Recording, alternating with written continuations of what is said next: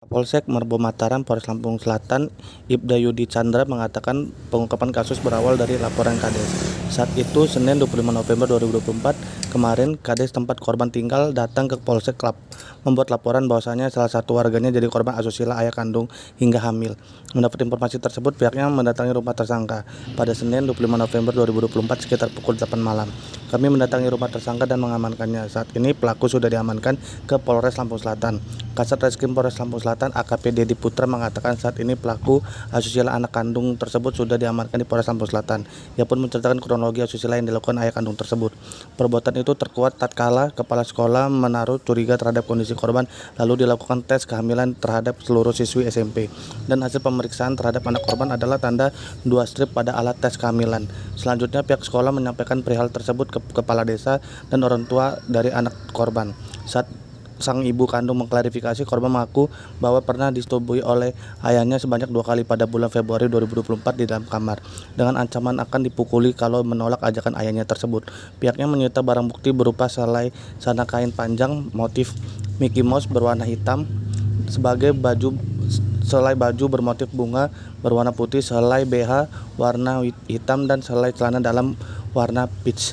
Tersangka dijerat pasal 81 Undang-Undang RI Nomor 17 Tahun 2016 tentang penetapan peraturan pemerintah pengganti Undang-Undang Nomor 1 Tahun 2016 tentang perubahan atas kedua Undang-Undang Nomor 23 Tahun 2022 tentang perlindungan anak menjadi undang-undang. Nah, terkait dengan laporan dugaan persetubuhan atau pencabulan terhadap anak korban yang terjadi di Kecamatan Merbau Mataram. Jadi awal terungkapnya kejadian ini berawal dari pihak sekolah tempat anak korban ini sekolah. Jadi dari kepala sekolah ini mencurigai tindak tanduk si anak korban ini beda dengan teman-temannya. Dari kecurigaan itu pihak sekolah akhirnya mempunyai inisiatif untuk melakukan semacam tes terhadap siswi-siswinya.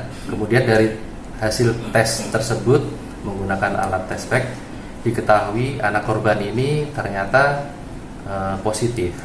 Nah, dari situ dilakukanlah klarifikasi dari pihak sekolah maupun pihak keluarga, dan akhirnya anak korban ini mengakui kalau pernah dilakukan atau pernah menjadi korban persetubuhan yang dilakukan oleh orang tuanya sendiri atau ayahnya sendiri. Jadi seperti itu awalnya. Nah, kalau terkait dugaan perbuatannya ini kan hasil pemeriksaan, sudah kami lakukan pemeriksaan terhadap saksi-saksi, baik pelapor selaku orang tua dari korban, ibu korban, maupun sampai pihak terlapor, saksi terlapor, ayah korban. Ini diakui dilakukannya itu di rumahnya sendiri, di kamar di rumahnya ya, ketika ibunya tidak ada di rumah. Jadi seperti itu. Berapa kali, Bang? Diakuinya 2 kali, sudah 2 kali. Namun ini kejadian sudah dari bulan Mei 2024. Ini baru ketahuan di bulan awal November kemarin. Untuk korban sendiri infonya udah hamil, Bang? Nah, dari akibat perbuatannya itu, jadi di bulan awal November kemarin diketahui sudah positif hamil kurang lebih 5 bulan lebih. Untuk pendampingan psikis anak sendiri dari pihak polisian ada nggak, Bang?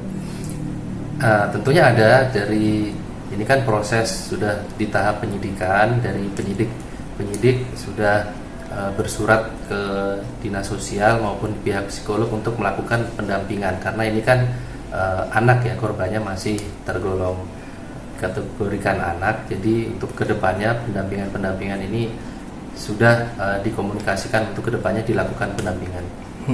Kalau terkait persangkaan pasal, terkait pasalnya Undang-Undang Perlindungan Anak pasal 81 terkait dengan melakukan persetubuhan terhadap anak di bawah umur.